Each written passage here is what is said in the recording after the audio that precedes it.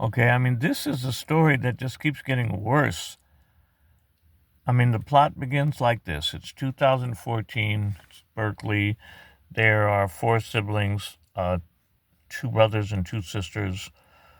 The two brothers and the sister live in the Bay Area, and the one sister lives in New York. Now, suddenly, out of nowhere in 2014, the oldest sibling, who worked for Yehuda Ferris of Chabad of the East Bay for about 20 years, and he fixed up houses, and he was living with his Jewish guy living with the Filipino girlfriend for like 35 years at 1810 Grant Street in Berkeley, and he had split up with the girlfriend. They had two adult daughters, college educated, occupational therapist, economically successful. So he leaves the house in 2011. Suddenly in 2014, the doctors tell him he's got 6 months to live from terminal liver cancer. So his younger brother, that would be me, with a little medical background, had to go interview a couple hundred doctors and nurses to see what all this 6 months to live assessment by the UCSF experts was. And they confirmed my worst fears. I was thoroughly convinced my brother only had 6 months to live because that's what the literature says. That's what all these people told me. That's what the research says. And that's statistically 90% of people die in 6 months. Well, luckily my brother lived 6 years, but I couldn't pursue my career plans, work full time, step up the ladder, try to triple my income. It was already in my mid 50s back then. But if my brother truly only had 6 months to live, I'm a medical person. What kind of medical person wouldn't help his own brother? So the next horrific, if that wasn't bad enough, then his daughters never spoke to him the whole 6 years before he died. They didn't even call him, right? I'm a hospital person. We see that kind of garbage in the last few months of somebody's life, but I never saw it over 6 years until it happened to my brother. And the whole time they're earning good money. They're making fat paychecks. Occupational therapists. One of them's working at UCLA. Other one married to an accountant from a big firm. I mean, they're raking in cash. But for 6 years, my brother was starving to death. Barely working. He built houses. He could barely work anymore. He worked for Rabbi Yehuda Ferris of Chabad of the East Bay, ultra-Orthodox Jew from Chabad Lubavitch, for like 25 years. Rabbi Ferris and his wife live in a big mansion by the Claremont Hotel. She inherited about $50 million in real estate properties.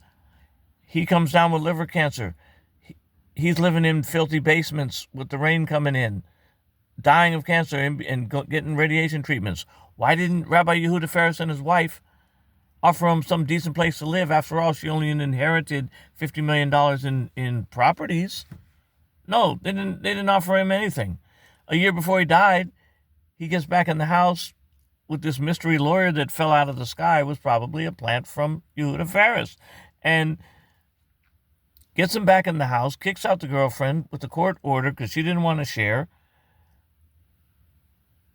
And then I move in with him because I've been tracking him for 6 years, taking the blood pressure, bringing him to the hospital, coordinating with doctors, adjusting the medication, tried to donate half my liver, living donor liver transplant. Nobody else did.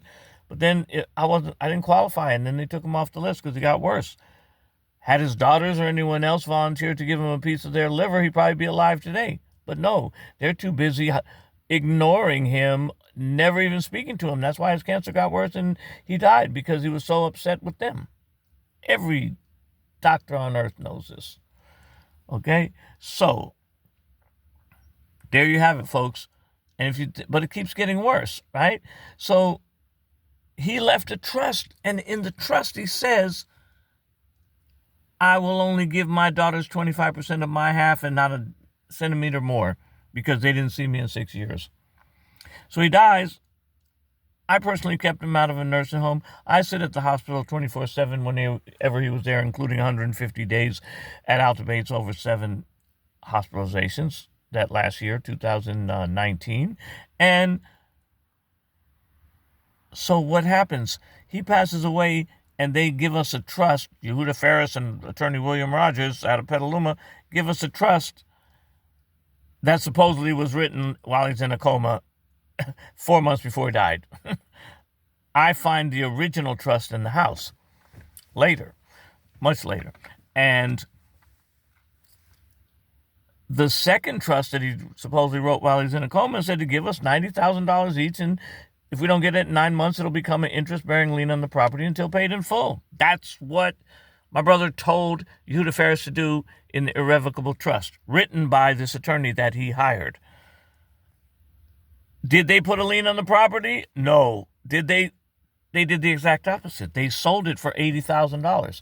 My brother's half ownership of a $2 million property at 1810 Grant Street, for the record, I want the record to show that Yehuda Ferris, as trustee, along with William John Rogers as attorney for the trustee, sold my brother's half of a $2 million house for $82,000 right out of the trust, didn't put a lien on the property to guarantee our beneficial share, didn't pay us, and didn't put a lien on the property. Well, that's what the irrevocable trust says to do.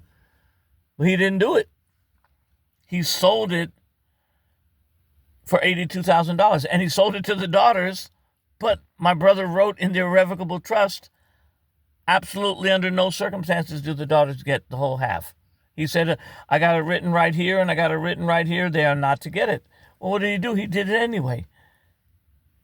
They don't want to live there. It's the trustee's wife, Miriam, the real estate heiress, sent me a text saying, we didn't really sell the house. We're just trying to get you out of there, and then we're going to put it on the market. But that I wouldn't be on welfare because welfare will give me a free house. Yep. And so look at it from this point of view. It's already 7 minutes. The poor guy dies of cancer because his daughters dogged him and refused to see him or even call him in the whole 7 years. I mean, who does that kind of stuff? And then he writes in the trust, okay, I'll give you a quarter of my half, but not the whole thing. But Yehuda Ferris gives him the whole thing for $80,000. And then 5 years later, I haven't got a penny, and neither of my sisters. What kind of, have you ever heard of such a thing?